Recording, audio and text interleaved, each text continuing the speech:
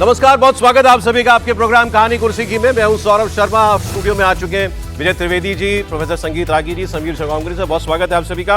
और हर्षवर्धन त्रिपाठी जी पहुंचने वाले हैं। आज संडे के दिन बात करेंगे दोनों गठबंधनों की। दो ही बड़े गठबंधन है हमारे यहाँ पर, एनडीए और जिसे आप कहते हैं इंडिया गठबंधन या इंडी अलायंस। अब इन दोनों में ही कुछ कुछ गड़बड़ चल रही है, खटपट चल रही है। तो एक एक करके बात करते हैं। सर, पहले ऑपोजिशन से शुरू करते हैं। तो अभी फिलहाल ये बिल्कुल साफ दिख रहा है कि अगर ये इंडिया गठबंधन जैसा कुछ बचा भी है तो उसमें सब कुछ ठीक नहीं है। पहले आपको मालूम है कि डीएमके जो है वो नाराज चल रही थी। अब डीएमके के बाद जेएमएम नाराज हो गई है, जेएमएम के बाद लेफ्ट नाराज हो गई। इतनी तो पार्टियां नहीं है इसमें जितने लोग नाराज हैं सर। नाराज होने से पता चलता है कितनी पार्टियां। एक एक करके बताते हैं आपको मामला क्या है। कल दिल्ली में दरअसल इंडिया ब्लॉक की मीटिंग बुलाई गई है, जिसमें इंडिया गठबंधन के कई पार्टियों के नेता आएंगे भी। 5 राज्यों के चुनाव के नतीजों के बाद होने वाली ये ऑपोजिशन ब्लॉक की पहली मीटिंग है। डीएमके पहले ये साफ कर चुकी है कि वो इस बैठक में हिस्सा नहीं लेगी। कांग्रेस के रवैये से वो बहुत नाराज है। टीवीके के साथ कांग्रेस के चले जाने की वजह से स्टालिन बेहद बिफरे हुए हैं। उन्होंने ये कहा है कि हमें जो मालूमात लेनी होगी हम बाकी पार्टियों से पता कर लेंगे, लेकिन हम उस बैठक में नहीं जाएंगे जहां कांग्रेस होगी। वहीं लेफ्ट ने केरल में पी विजयन को निशाना बनाने के लिए अब कांग्रेस से नाराजगी जताई है। एमए बेबी जो जनरल सेक्रेटरी हैं सीपीआईएम के, उन्होंने कांग्रेस के प्रेसिडेंट मल्लिकार्जुन खड़गे को एक चिट्ठी लिखी है। और इस चिट्ठी में उन्होंने कहा है कि केरल के चुनाव में उन्होंने नाम नहीं लिया, लेकिन राहुल गांधी ने बार बार आरोप लगाए थे कि लेफ्ट और बीजेपी की सांठ-गांठ है। तो उन्होंने कहा कि अब पहले इस बात को साफ करना चाहिए कि ये आरोप क्यों लगाए गए, ऐसी बेबुनियाद बात क्यों की गई थी चुनाव के दौरान। जाहिर है चुनाव निकल गया, अब लकीर पीटने वाली बात है सब, लेकिन वो कांग्रेस को कॉर्नर करना चाहते हैं। असली मुसीबत झारखंड में आ रही है सामने, राज्यसभा चुनाव को लेकर।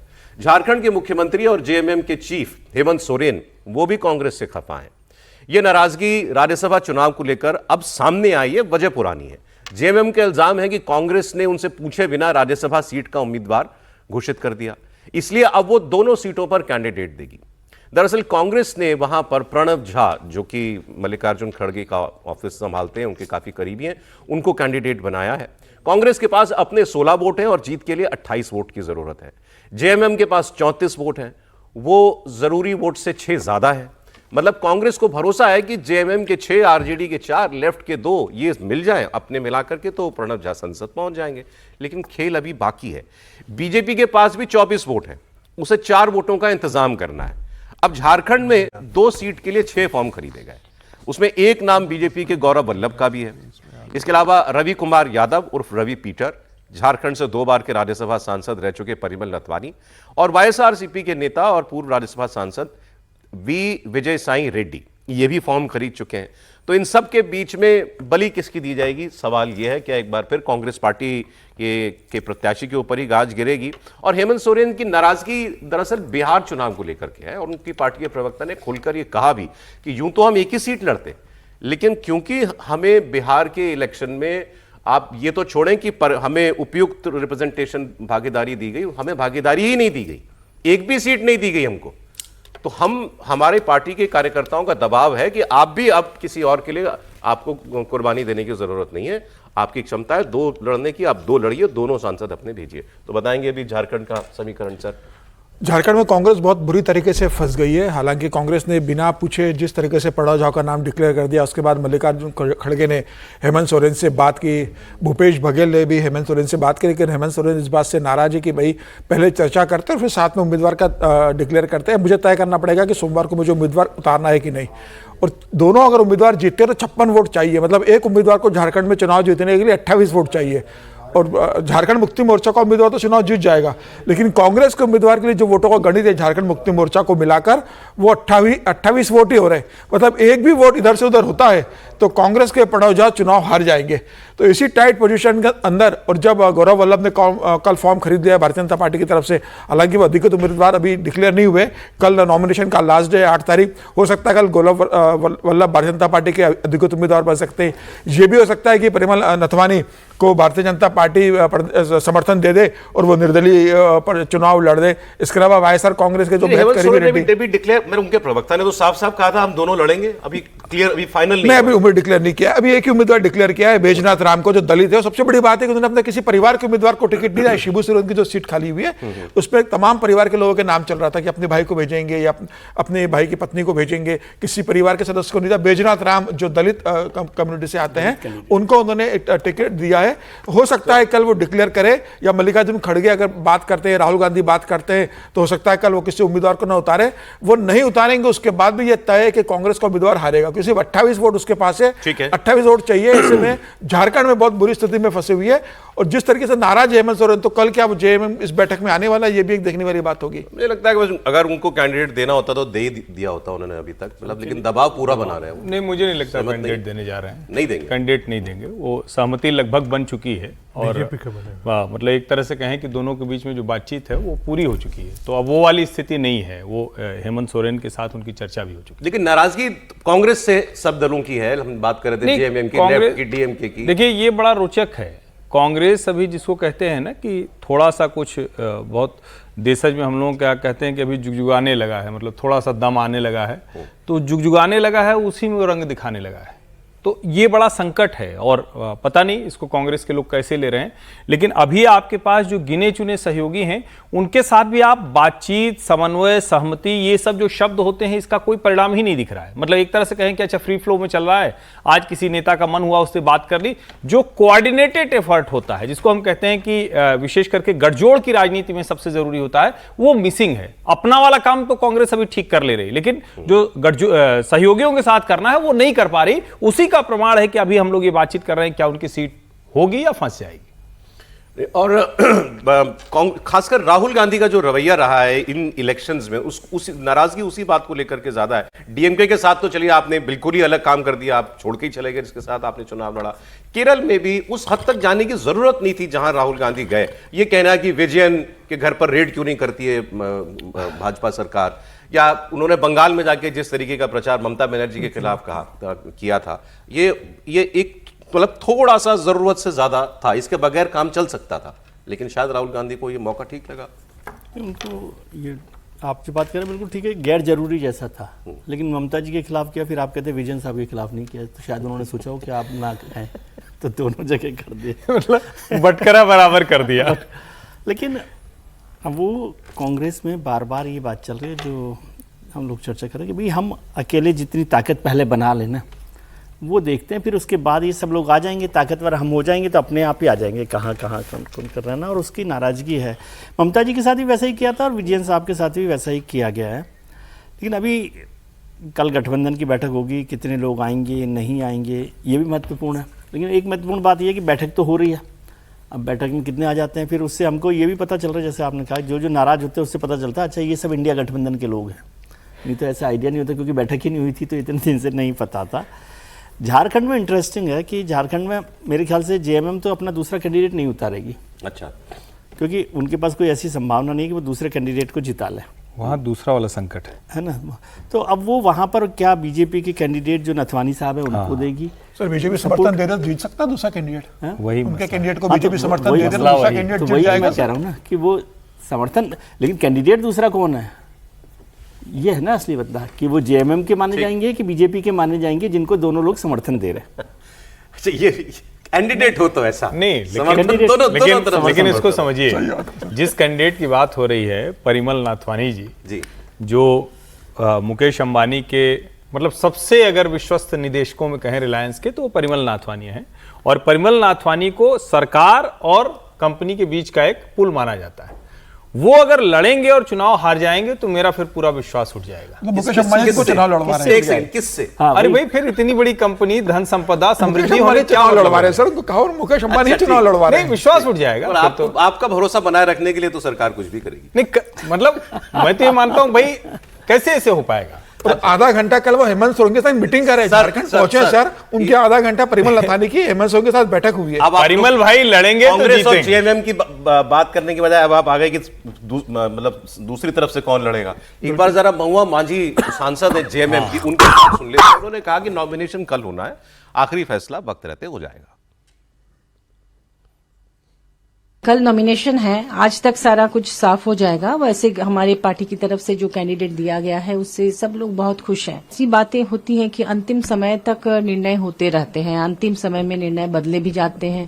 अगर 2 सीट हमारी पार्टी की तरफ से बोला गया है कि हम देंगे, कई लोगों ने कहा भी है, लेकिन अभी तक पार्टी लेवल पर उस तरह की कोई घोषणा नहीं हुई है और हम वही कह सकते हैं जो कि जिसकी घोषणा हो चुकी है। लोकतंत्र है, हर एक को राइट है अपनी दावेदारी पेश करने की। उन्होंने क्या सोचकर दावेदारी पेश किया ये तो हमें नहीं पता, क्योंकि मिनिमम 10 विधायकों का साइन लगता है अगर प्रस्तावक बनना चाहे, माने प्रस्तावक के रूप में। तो ऐसा कौन उनको भरोसा दिए हैं, नहीं दिए हैं, ये सब कुछ अभी हवा में है। सर खेला होबे अब बंगाल के बाद भी झारखंड में, कहीं भी, झारखंड दिल्ली में में भी कल झारखंड में तो खेला होबे। अच्छा। और देखिए, पैसा तो हर जगह काम ठीक ही ठाक करता है। पैसा जहाँ वर्तमान हो तो कहते हैं ना, पैसा सब कुछ नहीं।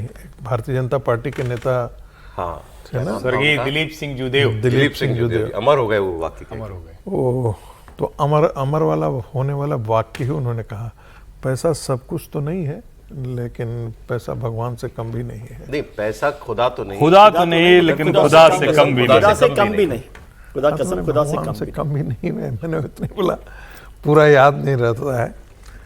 तो यदि वो लड़ेंगे, जिनके बारे में अभी आप लोगों ने जिक्र किया ना, मैं नाम नहीं ले रहा हूँ, तो वो तो जीतेंगे, क्योंकि उनको समर्थन देने वाला इधर भी होगा और उधर वाले भी होंगे।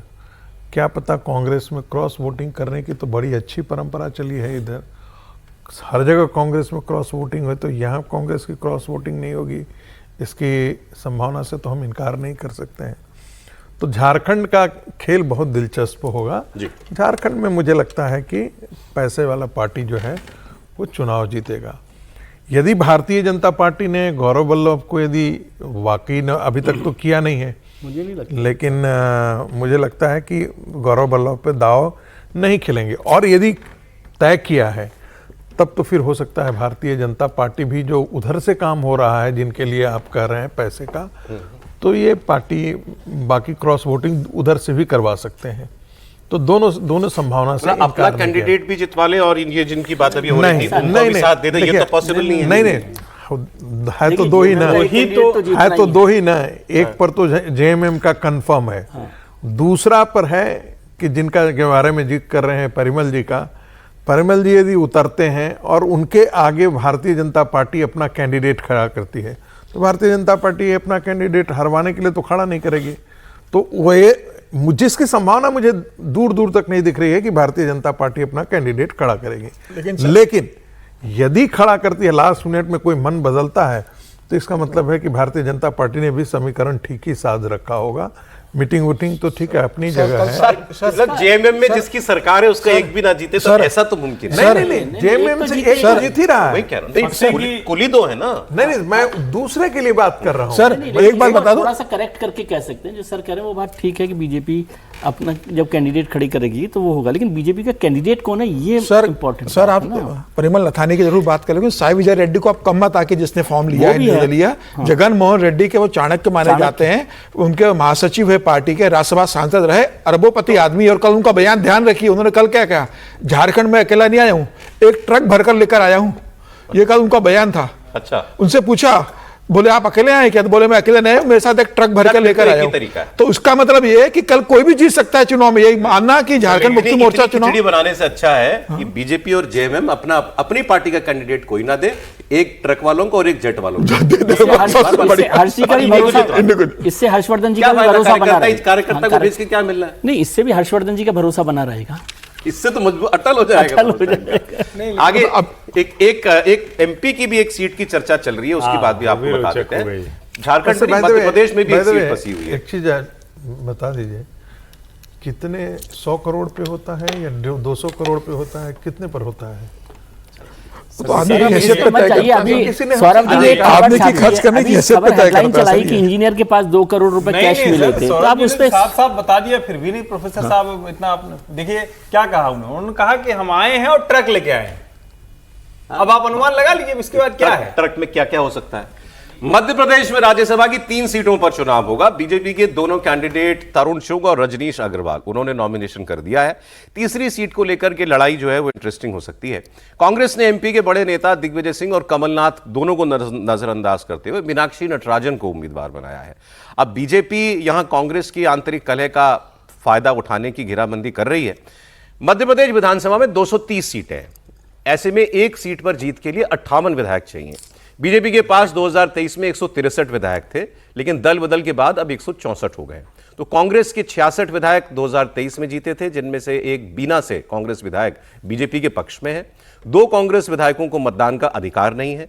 एक की सदस्यता रद्द हो चुकी है। मतलब कांग्रेस के विधायकों की संख्या घटकर 63 हो चुकी है। जरूरी आंकड़े से 5 ज्यादा वोट है।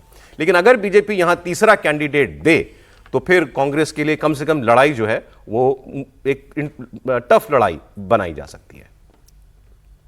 पूरे दृढ़ता से सारे हमारे वरिष्ठ जन, आदरणीय दिग्विजय सिंह जी, आदरणीय कमलनाथ जी, सारे वरिष्ठ और राहुल भैया, उमंग सिंगार जी, सारों ने विधायकों ने एकजुटता से दृढ़ संकल्प के साथ कांग्रेस का प्रत्याशी आदरणीय मीनाक्षी नटराजन जी का स्वागत भी किया और बहुत प्रसन्नता से संकल्प लिया कि कांग्रेस का उम्मीदवार राज्यसभा जाएगा। बोला है हमारे यहाँ थोड़ी, हमारे यहाँ नहीं, भारतीय जनता पार्टी वोटिंग का डर है कांग्रेस को। अब वो कांग्रेस को डर है, उनका अपना कर्म है, हमारा थोड़ी है। हमें तो जो आदेश पार्टी का हो जाता है वो काम करते हैं।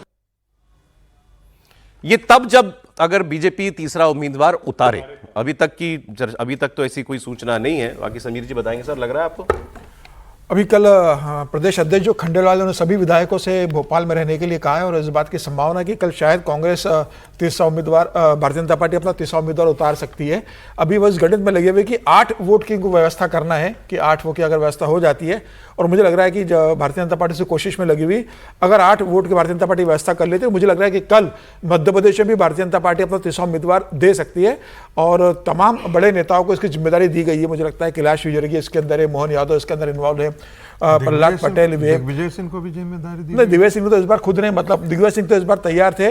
दिग्विजय सिंह की ये उम्मीद थी कि कमलनाथ तो किसी भी हालत में न मिले। बीजेपी ने दिग्विजय सिंह को जिम्मेदारी दी है क्या? नहीं, इस बार तो दिग्विजय सिंह ईमानदारी से कांग्रेस उम्मीदवार के साथ में है, क्योंकि वो जो चाहते थे वो हो गया।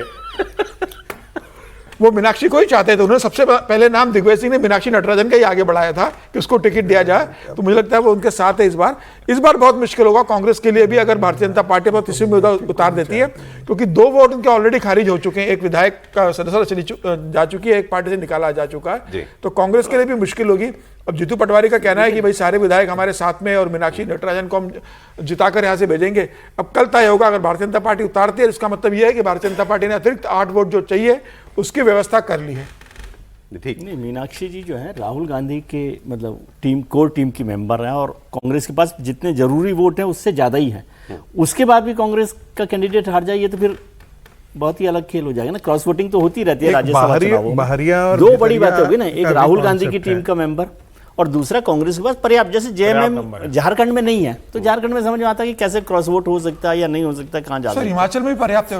अभिषेक मनु संघवी हारे तब भी पर्याप्त वोट थे, तब भी हारे नहीं, तब पर्याप्त नहीं था। एक ज्यादा वोट फर्क था उसमें। आराम से जितनी की स्थिति के बाद भी क्रॉस वोटिंग हो गई। 6 हो जाए, मैं तो कह रहा हूँ ये बड़ी बात, मतलब ये घटना कांग्रेस के लिए बड़ी घटना होगी। वो कह रहा हूँ मैं, होने को तो कुछ भी हो सकता है। विजय जी, बहरिया और केवल झारखंड में थोड़ी जाते हैं। होता है एक बहरिया और भिदरिया का भी कॉन्सेप्ट होता है कि आप मध्य प्रदेश में किसी और को आप ला करके खड़ा करने की कोशिश कर रहे हैं, तो वो भी ये तो एमपी की हैं। ये तो एमपी की है और सांसद रही है और सांसद रही है वहां से। और जितने राज्यसभा कैंडिडेट हैं वो तो सब वहीं से आए होंगे, सब पार्टी के। कहीं बहुत ज्यादा एक्टिव नहीं रहे हैं। एनीवे, एक इंटरेस्टिंग, मैं आपसे कह रहा था कि आपको दोनों गठबंधनों की खटपट की खबर बताएंगे। बिहार में कुछ बहुत ही इंटरेस्टिंग हुआ है।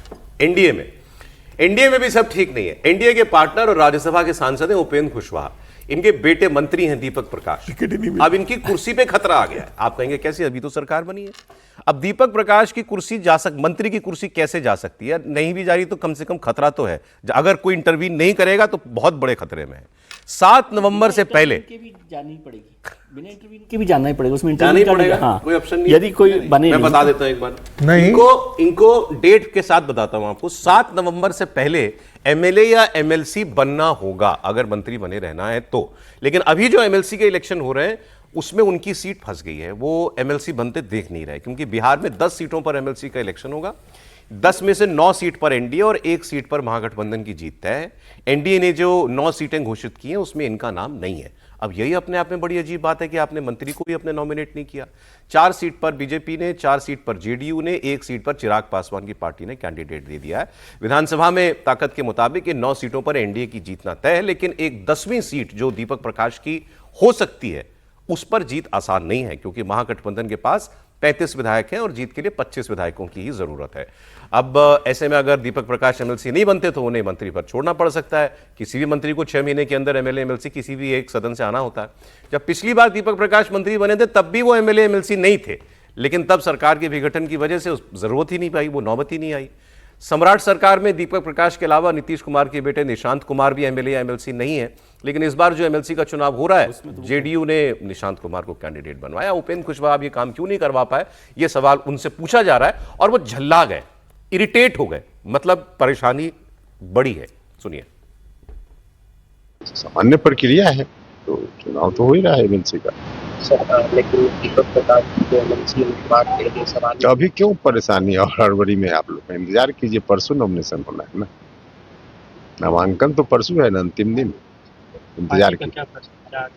बता तो रहे हैं कि परसों नामांकन होना है, और आज नामांकन समाप्त नहीं हो रहा है, इसलिए आपके सवाल के जवाब के लिए इंतजार कीजिए। जो गणित है वो नहीं पूरा होना, गणित हम भी जानते हैं, गणित सिर्फ आप ही नहीं जानते, हम भी गणित जानते हैं, इसलिए इंतजार कीजिए। मुस्कुरा तो रहे थे, लेकिन मुस्कुरा रहे थे। अब आप सोचिए, इससे राजनीति के निचले स्तर की आप सिर्फ अंदाज़ा लगा सकते हैं कि बेटा नहीं क्वालिफाई कर रहा था, इसके बावजूद भी आप मंत्री बनवा देते हैं, क्योंकि संविधान के अंदर प्रावधान है। ये सोच रहे होंगे कि ठीक है ड्रॉप हो जाएगा, उसके बाद अगले मंत्रिमंडल में फिर से 6 महीने के लिए कोई शपथ दिला दी जाएगी।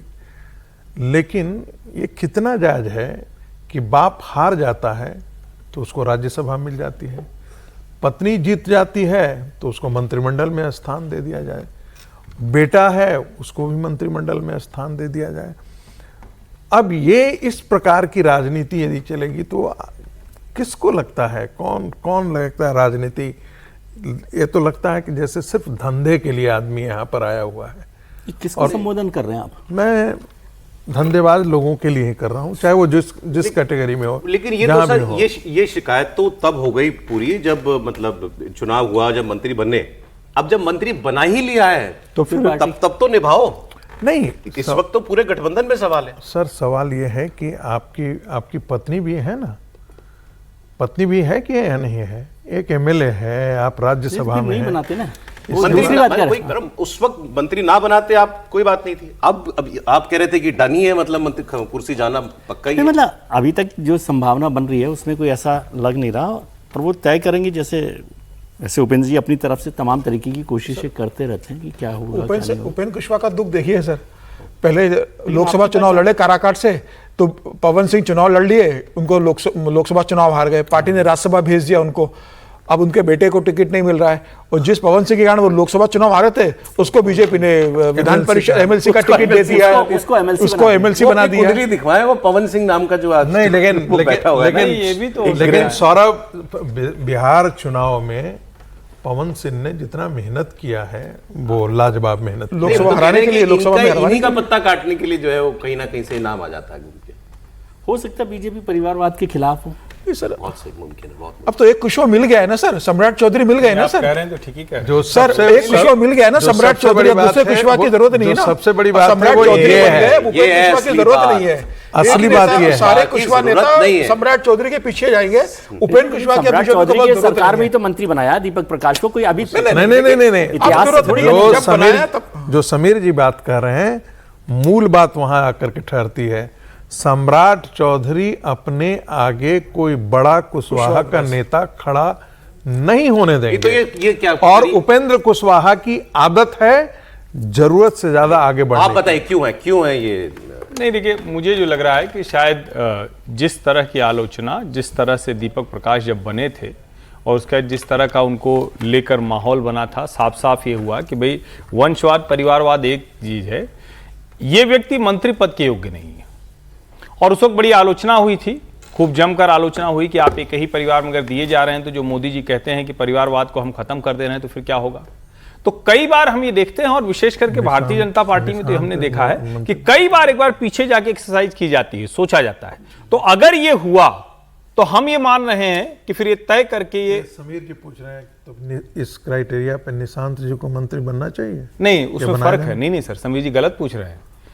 निशांत, समीर जी ने तो सम्राट जी के लिए नहीं निशांत के पिताजी नीतीश कुमार हैं। दोनों का अंतर भी तो जरा समझ। चलिए, अच्छा ठीक है। नीतीश कुमार तो पूरी सत्ता देके गए हैं। आगे एक